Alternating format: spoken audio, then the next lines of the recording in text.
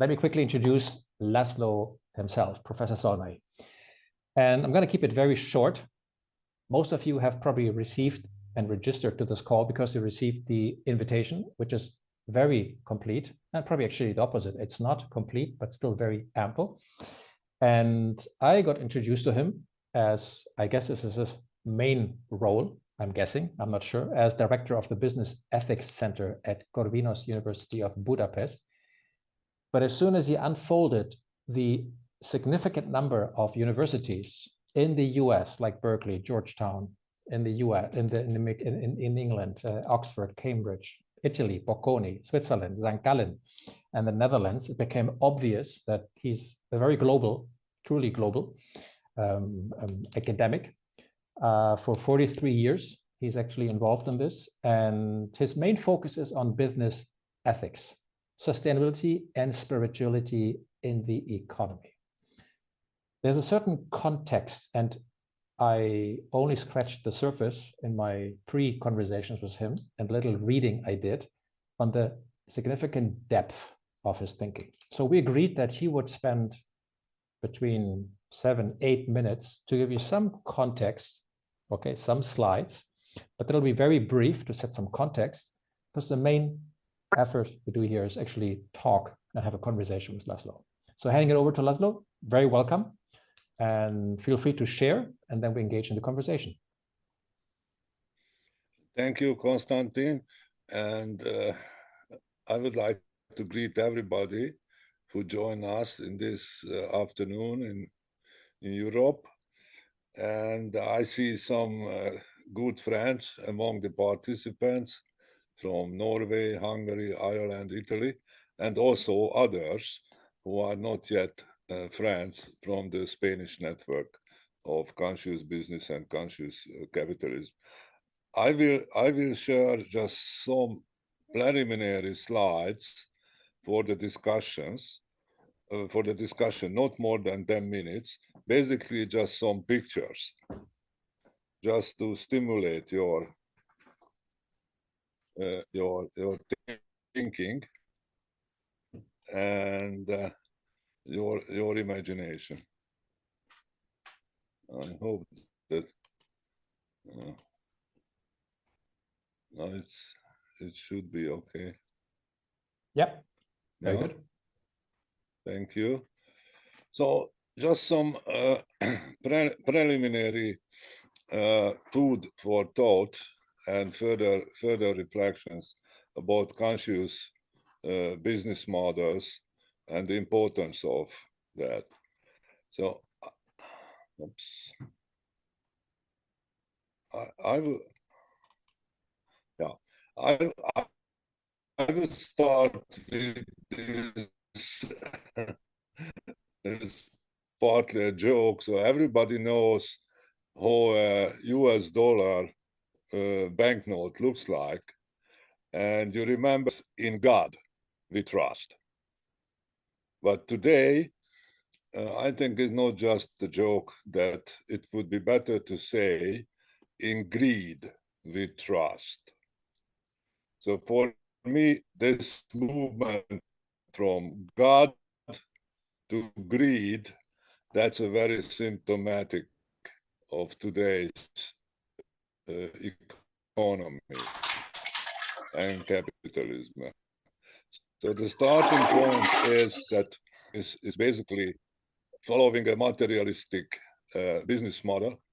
And the two most important characteristics of this materialistic business mainstream models, one is that they use money-driven extrinsic motivation. They try to motivate people by money, and on the other hand, they measure success in a very narrow monetary or cash flow or whatever. So these are the two characteristics, and this creates a lot of problems.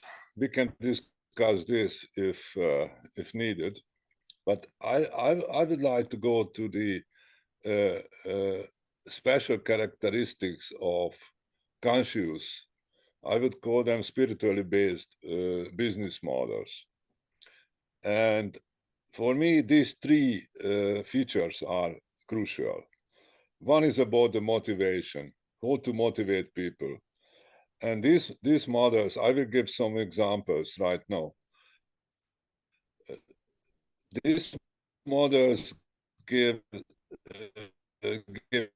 priority to intrinsic motivation than others over extrinsic motivation. And these models are consciously, I will say, orientated toward serving the greater good or the common good. And finally, maybe the most important thing is that these models, these businesses measure success in a much broader, multidimensional, holistic terms than conventional mainstream materialistic businesses. So I will give you examples, successful working examples, working models of these business models. I selected three from three different continents, representing three different spiritual traditions of humanity.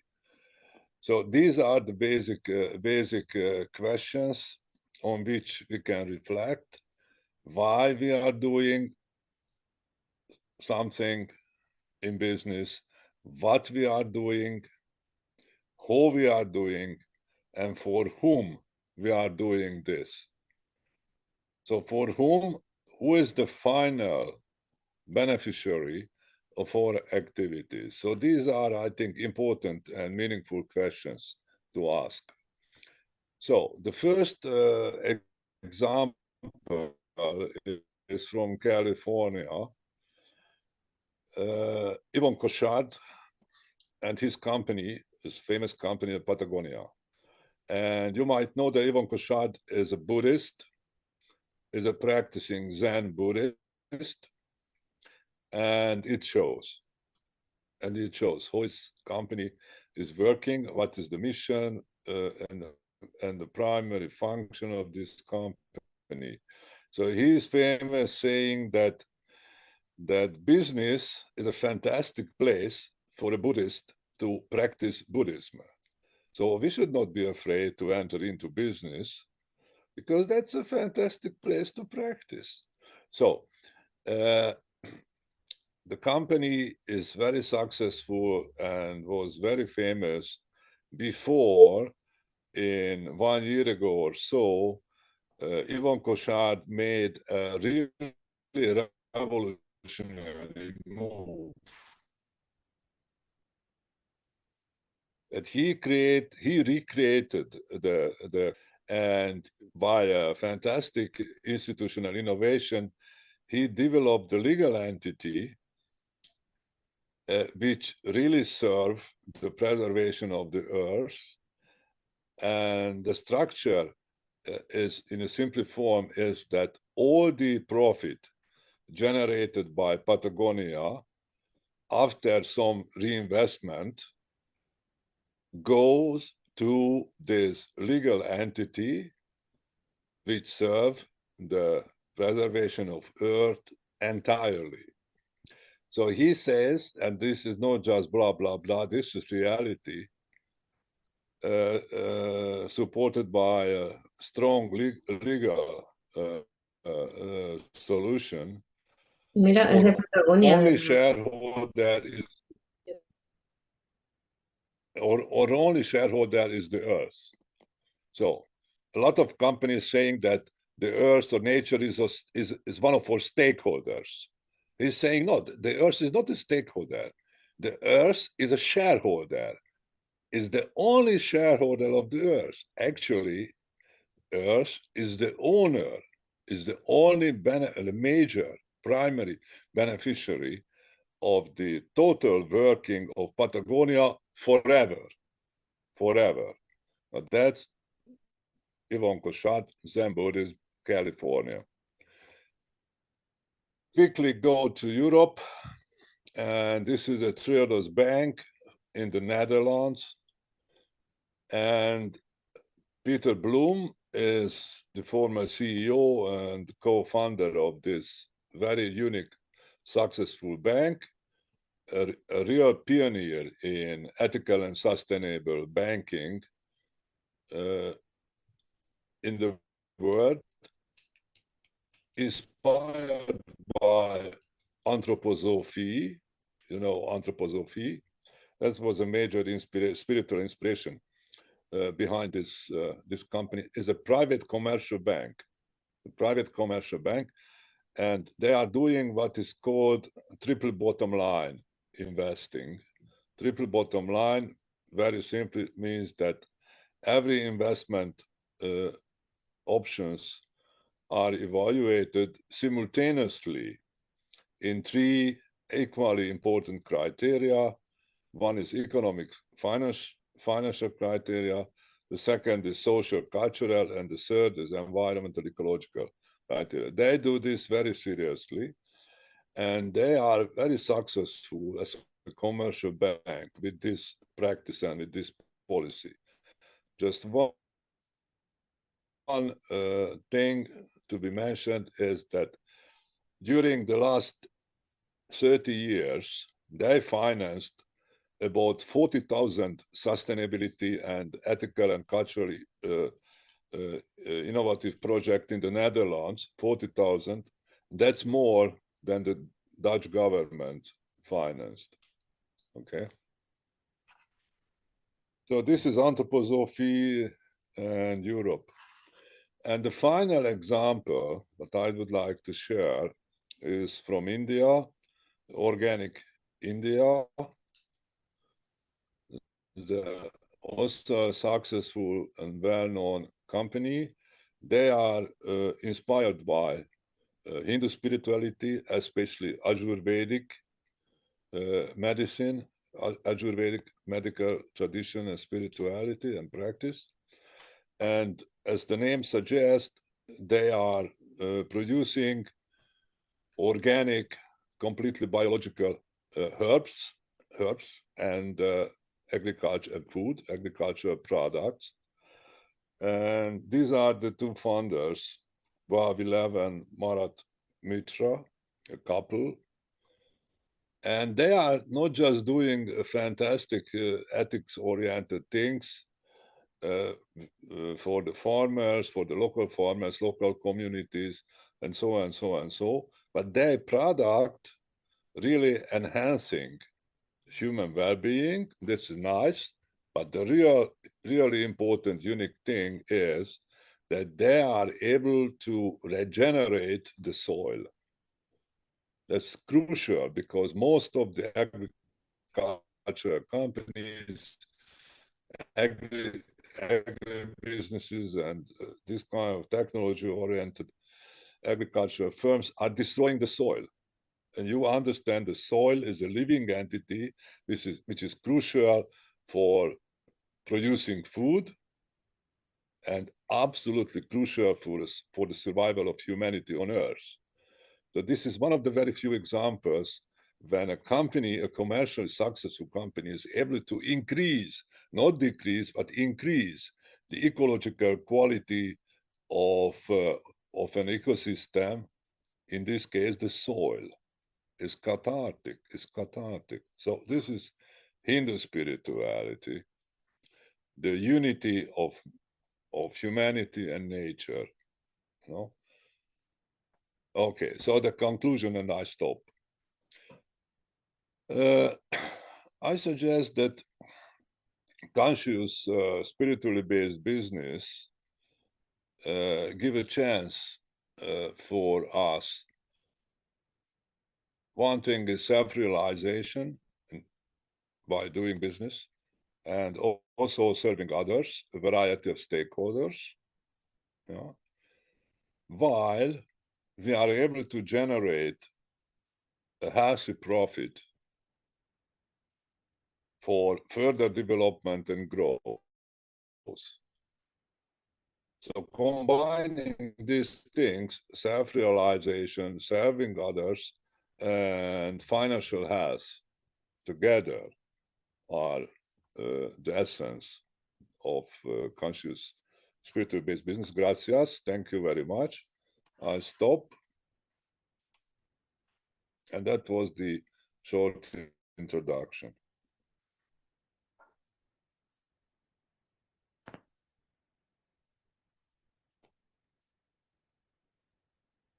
Konstantin, are you muted, I suppose?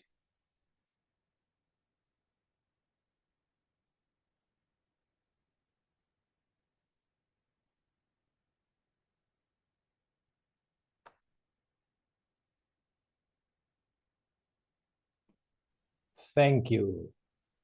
A little technical hiccup because I'm not the owner of the call. All participants were muted, so were I.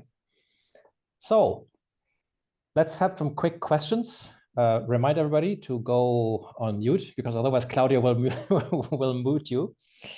And my first question is actually going directly what I think is one of the hearts of the three examples that you mentioned, because the three examples, and I'm sure there's not a coincidence, here's where my question goes, they're not only rooted, which is what we have heard a lot, in a strong value foundation of the company, but actually more so, they're rooted in explicitly spiritual or philosophical foundations. You explicitly say so. Do you think this is, why is that? That you think that such deep foundations are elementally and foundational to conscious businesses? Yes, so absolutely it's not accidental.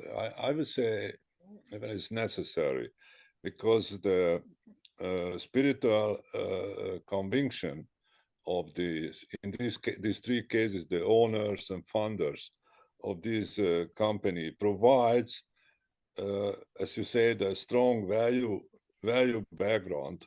But I would add something, a non-negotiable commitment to these three important characteristics of conscious business: intrinsic motivation of people, and serving the common good, and measuring success in broader multidimensional terms. So we need this kind of non-negotiable, uncompromising, ethical and spiritual basis to do something really truly innovative and successful in today's world. So in your examples, you refer in the three examples to very specific existing spiritual and philosophical systems: Zen Buddhism, Anthroposophy, and Ayurvedic, based on Hinduistic philosophy, of course. And you termed something which is part of a motto that you have. I totally appreciate and like it, what you said: only genuine ethics work, which, by the way, reminds me of the Dalai Lama, who's recommending secular ethics and making it separate from religiously motivated ethics. I find that very interesting. Can you elaborate more what you mean by genuine ethics in your work? Yes, but first of all, maybe it's not clear for everybody. So I use the term with a lot of other scholars: spirituality is not referring to religion, to any religion necessarily. May or may not based or inspired by a religious tradition. So Buddhism is a spiritual tradition, is not necessarily connected with a specific Buddhist church or order or orientation or whatever. So these are not religious things. So this is one. And the second, as a differentiation between genuine ethics and the opposite is opportunistic ethics.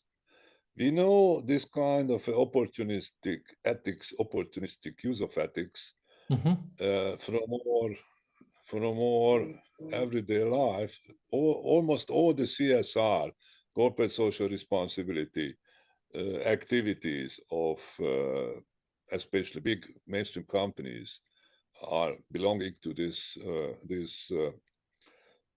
track of opportunistic use of ethics.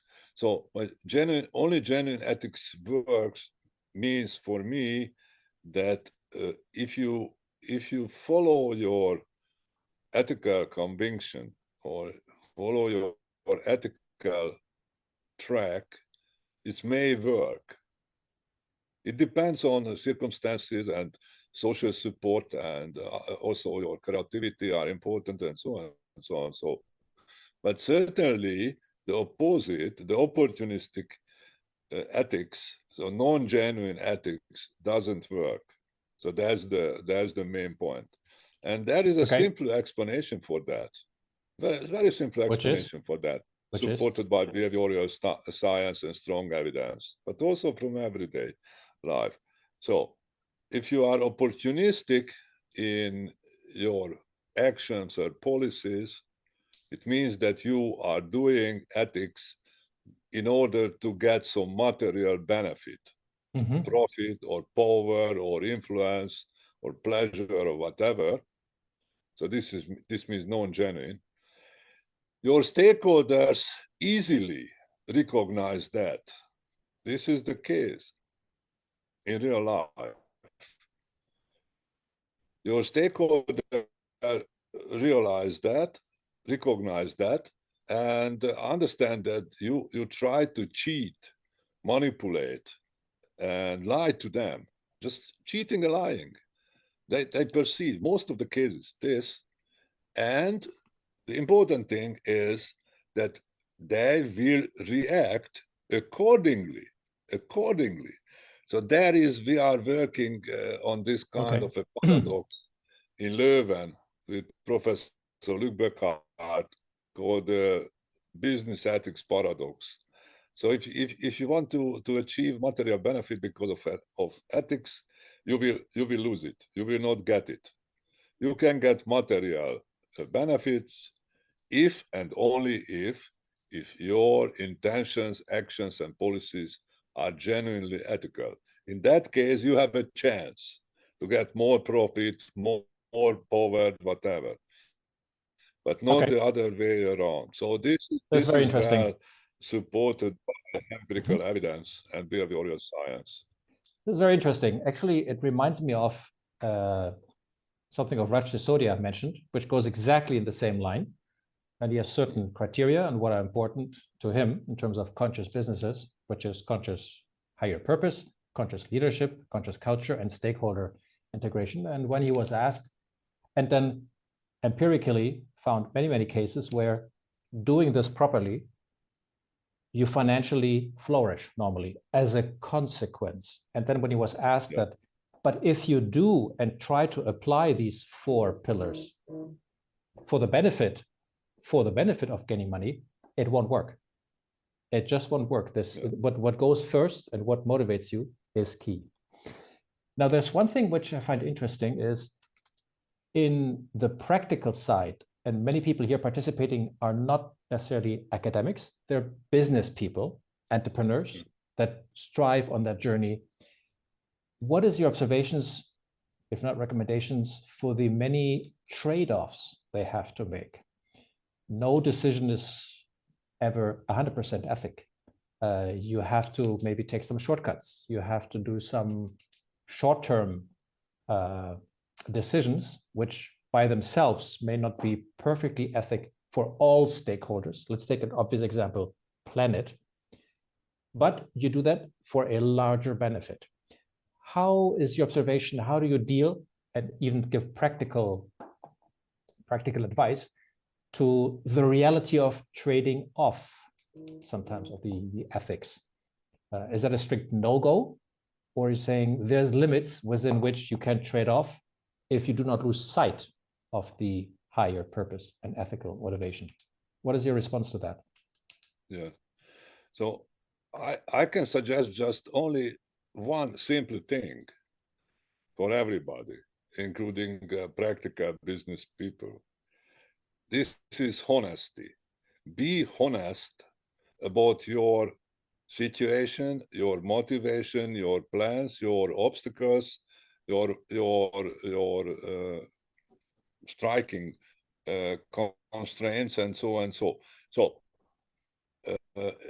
it's my experience, but also supported by good science, is that if you communicate your situation and your intention properly and honestly to the stakeholders, they can, in most of the cases, they will accept that. They will accept that.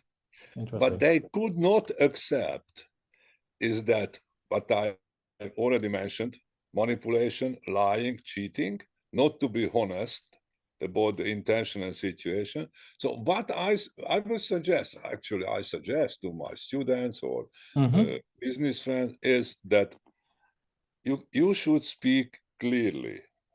You can say that this is our goals, this is our noble purpose, high mission, and so and so and so. These are the actual circumstances, and we can do this and this and this right now, but we cannot do this and this and this right now, just in the future. We have a roadmap how to achieve this higher level vision or goals in the next 5 years, 10 years, whatever. And if these are really realistic, genuine, and honest, there is a good chance that your stakeholders, your partners will accept that, and you can get their trust and support. So the crucial thing, I repeat this everywhere, every time, is to get social support. I think also in mainstream business, everybody understands this. If you are a Wall Street banker or a city in London banker, that's what you need. They say, yeah, we need trust.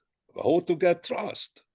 To get trust is something, build trust is something like this. So clearly, honestly communicate your situation, your intention, your problems, and provide a realistic roadmap. I like that, because it's actually very and if practical this is credible advice and realistic, this is fine. This is fine. Business is extremely difficult, extremely complex, and sometimes you should make some sacrifice, also some compromise. You cannot be perfect, but a clear vision and clear roadmap and a genuine personal commitment of the leader together usually enough. One example, which is a different kind, but a very convincing example, is Paul Polman, the former CEO of Unilever. Everybody knows Unilever, one of the biggest global multinational companies, serving 2 billion people per day. 2 billion people. So it's not just a little company. And he was able to convince first the investors, also the shareholders, also the employees, and the general public, including customers, that this is the so-called famous Unilever Sustainable Living Plan will work. And they made, under his leadership, about in 10 years, they made really considerable progress. Not a perfect thing, far from that, but a considerable, credible progress in that direction for Unilever, even in that level. So I suggest, and I suggest honesty, and you can get trust in this way. Beautiful.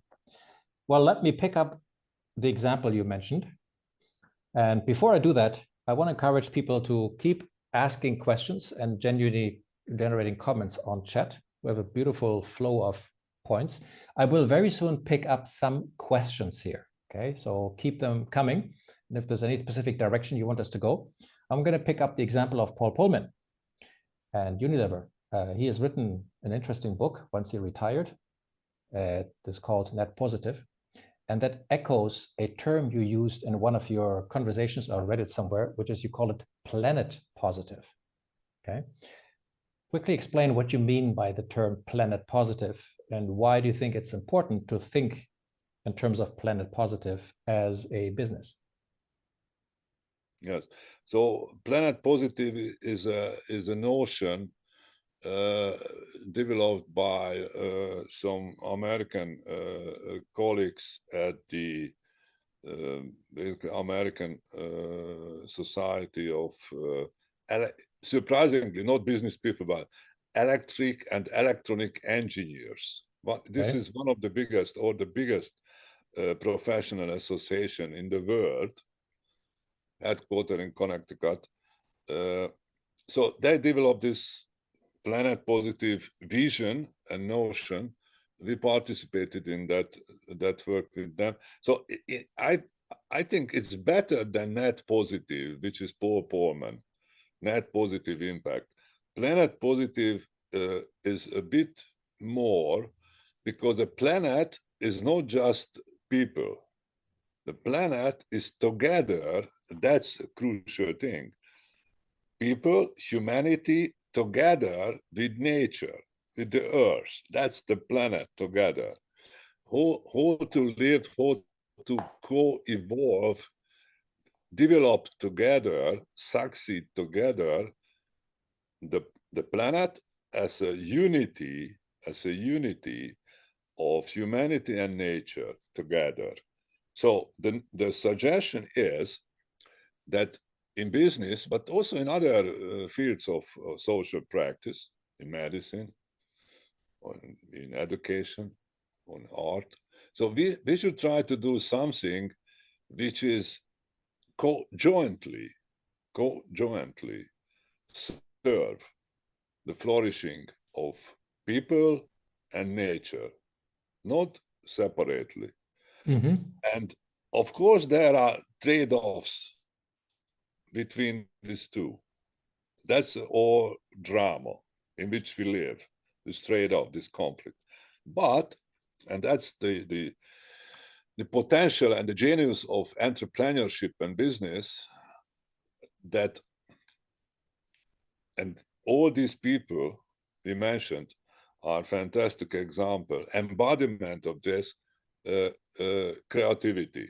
Creativity means that we can develop something radically novel, not just innovation or this kind of thing. Radical novelty, that's a very nice term. Something really new, radically new, in technology, in business, in art, everywhere, in teaching, in medical practice. So something deep creativity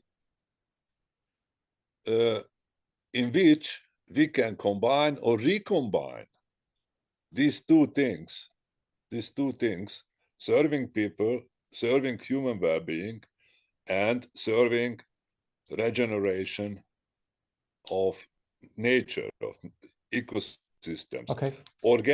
Organic India is a fascinating example of this kind of a creative combination of the two.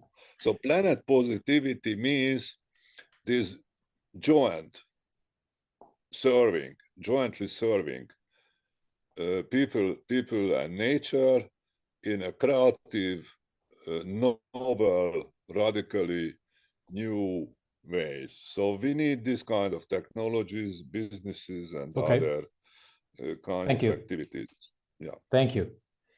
I'm going to accelerate a bit the speed of questions, because we're getting so many on the chat, and I'm going to pick up one from Annalisa and put it a bit in the context. You mentioned in the beginning 3 elements, or 3 success factors even, depending if you want to frame it like that, for these conscious companies, let's just call them conscious companies, to strive. You call that they need intrinsic motivation, focused on a common good, and measure their success in a multi-dimensional way.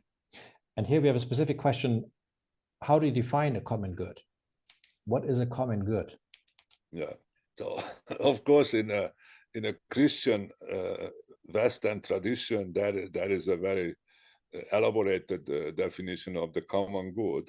But I would suggest to use the common good in a much broader sense, which combine the good of human society and the good of nature. And that is a very, very nice British term for that, which is today also in use in this broad sense.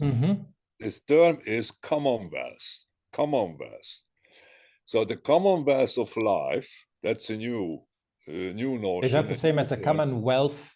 Commonwealth of life. Okay. Human and non-human. So the common good, we can understand this as a commonwealth of life. All life, not just human life, all life on earth. And this is planet positivity. But if it is too much for a practical business person, I would say that's enough to think about the greater good. This is also a term in business today. The greater good. So the point is that we should go beyond, the company should go beyond the narrow, very narrow, financially defined self-interest of the owners or the company. The greater good, the common good, the commonwealth of life on earth. So these kind of notions. So we are not perfect. I understand. But we can do something greater than ourselves. That's the point. Okay. And we should do this. We should try to do this really creatively. Okay. In an unknown, unpredictable, good way. Let me go to the next question, Laszlo, because they become very practical, which is the beauty of these dialogues. They become very practical. And we have a question here from our joint friend, Julia Kulin, who asked, given to this audience here, believers in a certain way of conscious business, that ethics are the foundation, why do you actually see in reality out there in the bigger business, not only in our countries, in Europe, and we're not even touching Anglo-Saxon and China yet, why do you see so little genuine commitment and honesty in leaders, while in these conversations that we're having here, I guess most people, certainly people here on the phone, will say, yes, it is critical. What is the major hindrance for such a huge majority of leaders to apply what you observed to be the only proper way? Yeah, I think the major obstacle, the major constraining factor or limiting factor today in Europe and also in other countries is the institutional structure. This goes back to the problem is that human behavior in business is very much context dependent. So the institutions and other circumstances largely determine the behavior of people in business. So if I can mention without names just the story of which illustrate this, in London, in the city, in a nice lunch with city of London bankers, in a nice conversation during the lunch, they said that you are absolutely right. This is the right thing to do, what you say. But after this lunch, we go back to the office and we will do the same awful things. So what do you because we have suggest to do that. concretely? Do you have any suggestion? And none of it will fix it all, and none of it will probably be discussed anytime soon, possibly.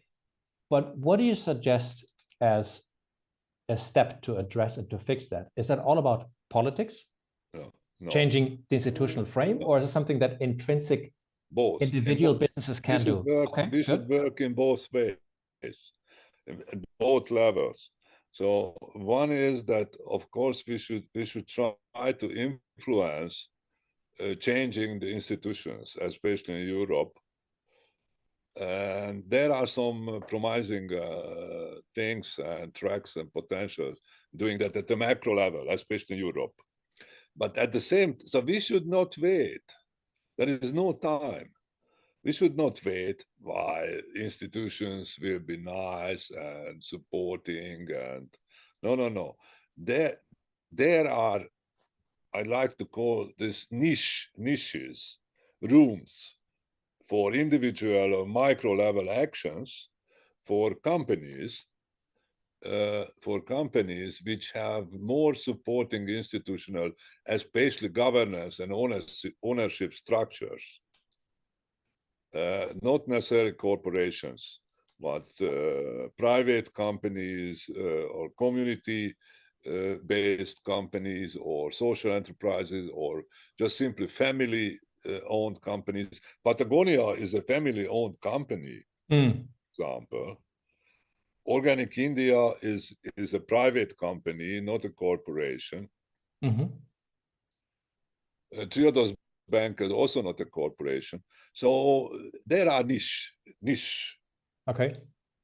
places in our economy, and the creativity of an entrepreneur or a business person is to find these niches, these rooms for action, for creative action, and go into that direction and develop something really new. Another fascinating example is the story, everybody knows the story of Apple.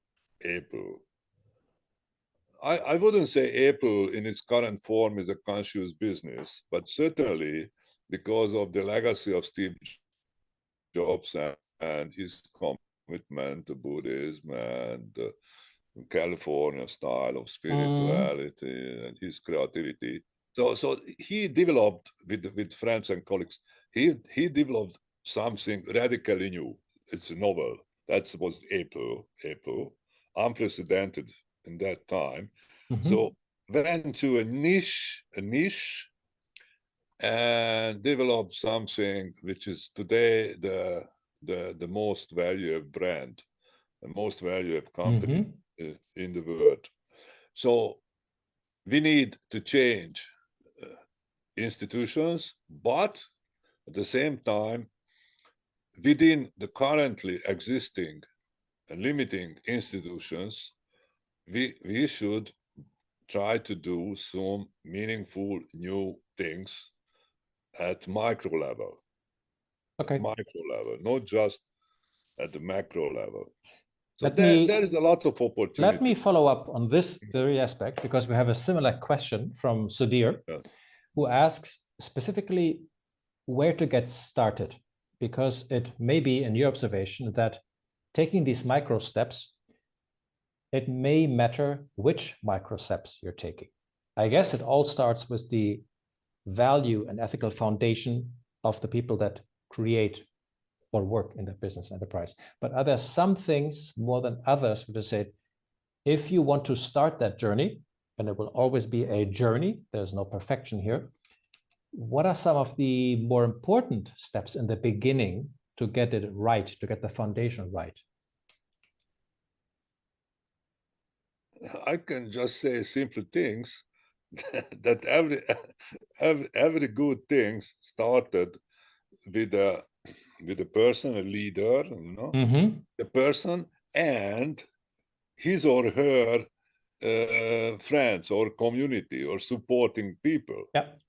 So you cannot create something alone. Maybe if you are you are a painter, you can do something alone. But in business or also in politics, and yeah, so you cannot do it alone. You need social support. You need partners. You need like-minded friends, people who are ready to work on a genuinely committed way for the same vision, for the same high purpose. And this is the start of every big thing. Every big thing. Okay, actually, it makes sense. I think there's a similar saying that says, never underestimate the power of a group of people to change the course of things, because that's the only thing that ever did. Absolutely. A group of people and bound together. If I can add something, I am an economist, so I don't believe uncritically in markets and capitalism, but I do believe individual initiatives, individual micro level initiatives, and small group of people can do really meaningful change. Even Paul Polman was alone when he started at Unilever, and step by step he was able to build a coalition, a growing coalition of other managers, other leaders, other people within the company and outside the company. So I believe in individual initiatives, and this is but this closely related to spirituality. Spirituality belongs to a person and a community. So if you want to somehow associate it with spirit, with the spirit, this is the basis of action, individual action. Okay. Let me pick up something you said. You're an economist.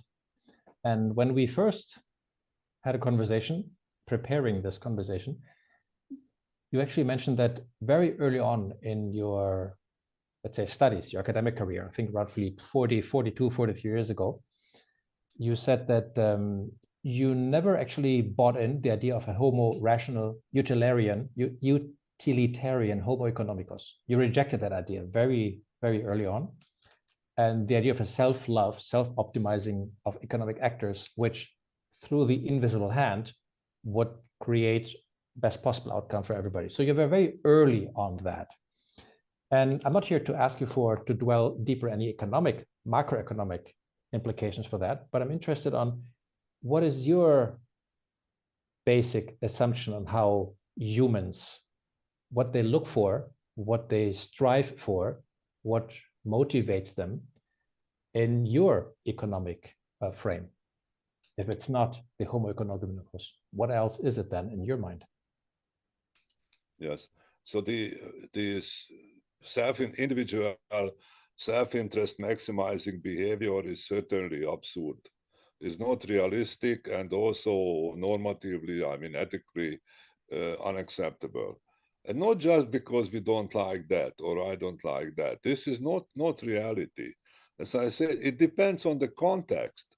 It's very much context dependent. I can easily create a context for you or for us when we will behave in an awful animal kind of a way.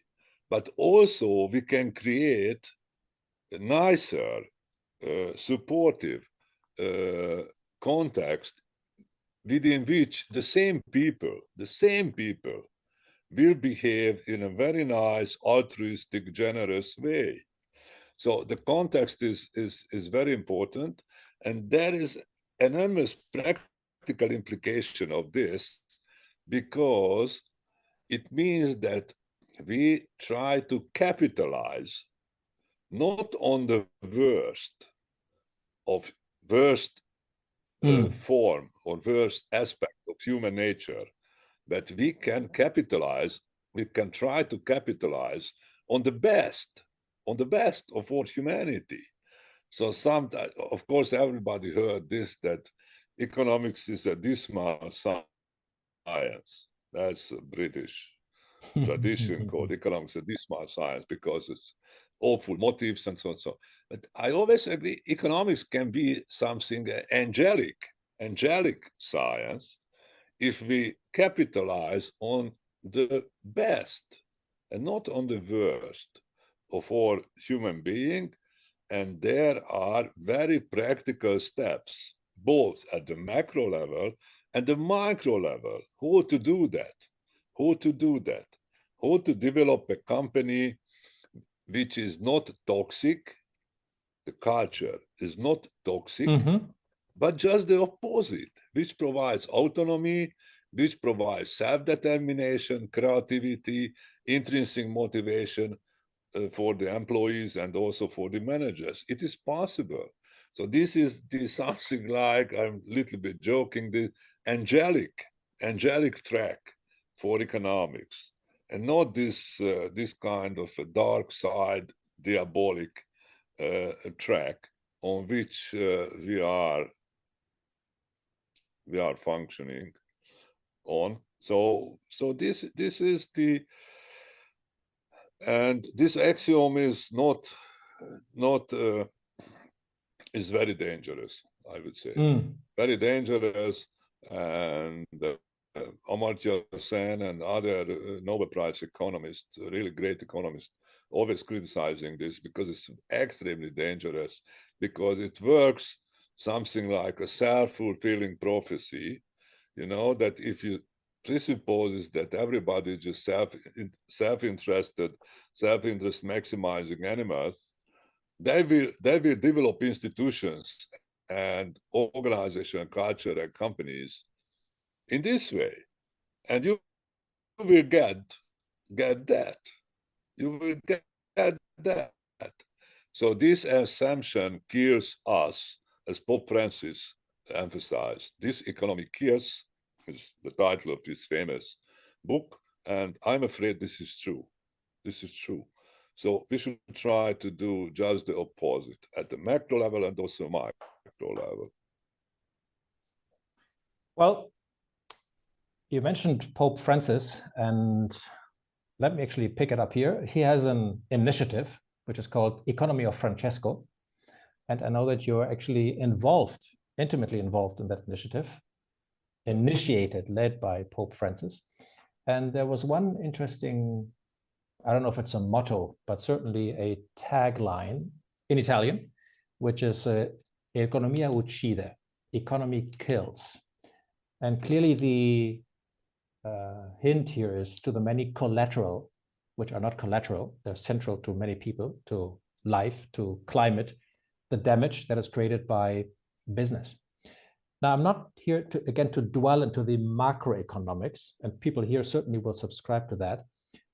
How would you translate that message, for example, again, for entrepreneurs and business people? How can they become more clear that at the least they need to do is to not damage people? Even better, be net positive or planet positive. But what do you take away out of this kind of initiative to be aware on the collateral damage that many businesses cause? Yeah, so I think that this metaphor of the Pope is poetic in a way, because we are not killing every day and every time, but what is suggest is the inherent violence of mainstream business practices today. Violence means that we are in mainstream practices, via mainstream business practices, we are destroying nature, and we are very seriously damaging local communities and local cultures, and also the chances of future generations to live a decent life.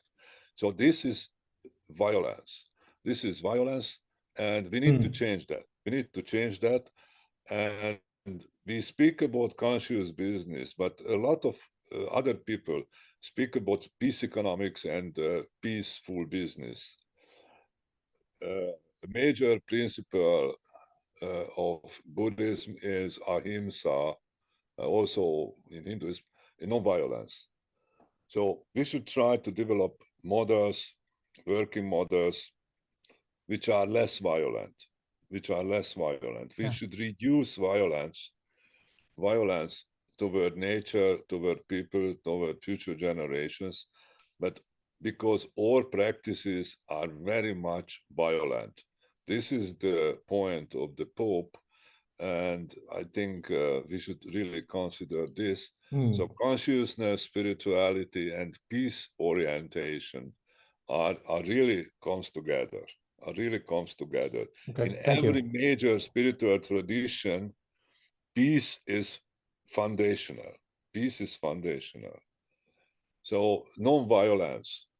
This is okay. Thanks. what the Pope suggests. I wanted to highlight that. I thought that was very interesting. It's completely in sync with the Buddhistic philosophy, which only has two elements. One of it is actually don't do harm. That's it. And I want to come to a closing question. We're already up on time. Time flew. And I want to take advantage. I kind of started there 1 hour ago. I'm going to go there again. Your very deep and ample career of thinking and intellectually investigating the nature of people and business. You're very philosophical, and I can recommend everybody, because I read it with great pleasure. There's a website which Laszlo maintains, and there's something he calls an intellectual self-portrait. Very interesting, what influenced you. And here's the question I'm trying to get to with all that context. You actually are very early, which is why it's actually great to have you here in the dialogue with a conscious thought leader, because I think you're very early in many trends. When I think how early you considered not only you, ethics in business, ecology, and you had very interesting dialogues with an ecology professor already 30, 35 years ago. You studied apparently the Green Party when they became very successful. So looking back, but mainly then looking forward using that time, what are the optimism or pessimism which you currently conclude? Have things improved? You see more people in business picking up, not just intellectually, but practicing this? Or do you, please be honest, leave with a pessimistic note that the institutional circumstances are so dominant that it's not obvious that ethics will prevail? What is your outlook, given your ample history, on where we stand? So the question is that about the future. I am optimistic, but about the recent past, recent 50 years, overwhelming evidence and many data just shows that in this last 50 years, since the 1970s, this track of humanity, including business and economics, was extremely detrimental for the earth. So this is a long story, Club of Rome and the Swedish Academy and so on. So we did a lot of work on that. It's called a great acceleration. But the last 50 years, all life was detrimental for the earth. So that's fact. That's fact.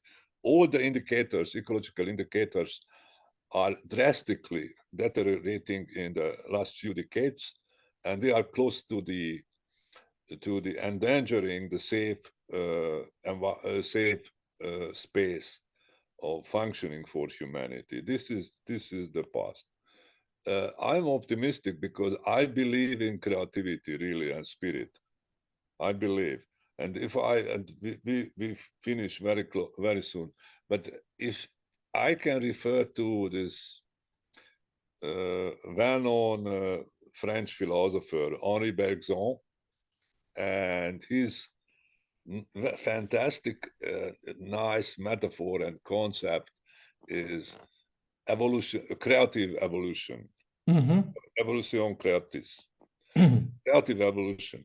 So I believe in the human spirit and individual actions, as I already mentioned, and I think we will have some fantastic new inventions, not simply innovations, in technology, in business, and in other fields, humanities, art, and so on, so on. So the drama will continue, and this is our responsibility, which forces we are supporting, which direction we are going, and in which movement we want to participate and make a difference. So I appreciate that. I hope for some great jumping in technology, business, economics, spirituality, and art. Anyway, we should fight. We should fight and go ahead. Go ahead. Thank you for that. Thank you for that. So I can tell you what I take away out of your cautious and well-balanced optimism, which is be very conscious what you aim for, be very clear what you aim for, a higher good, ethics, and a higher purpose. And at the same time, the power of creativity. And I read from a popular CEO in the US that there's no limit to human creativity. And we can get there if we use it properly. Professor Zolnai, this was a great pleasure. It was great fun by the sheer number of people participating and the burning comments and questions on the chat. I take it that this was well received. Thank you. We left some notes in the chat, folks. We will continue some debate tomorrow in LinkedIn. You have the LinkedIn here. We will have a next conversation April 17th with Fred Kofman. Certainly a thought-provoking person. You don't have to agree with everything he thinks, but he's very interesting to listen and dialogue with. And for now, thank you, Laszlo. This was a great pleasure, and hope to stay in touch with everybody dialoguing on conscious business. Thank you and gracias. Yes, thank you. De nada. Adios, See you. and good night to everybody.